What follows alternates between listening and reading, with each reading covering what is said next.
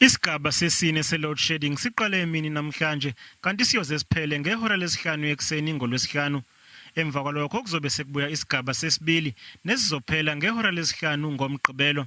The implementation of stage 4 load shedding is therefore no cause for alarm as the power system remains to be effectively controlled. Eskom would like to apologize for this inconvenience caused by the implementation of load shedding. Omunye usomnotho uthi uzoshayeka kakhulu umnotho wezwe njengoba uzolahlekelwa u2 billion wamarandi ngosuku. In total, I would say we're looking around 2 billion rand a day at the moment at stage 4.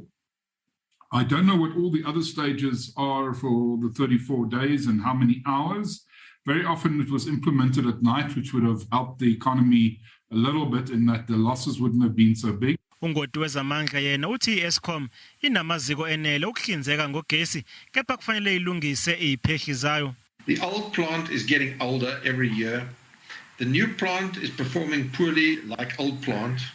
And new generation capacity is not coming on stream fast enough from the public procurement processes. Ngesigaba sesine se-load shedding ugesi uzohamba amahora amabili nengxenye kathathu ngosuku.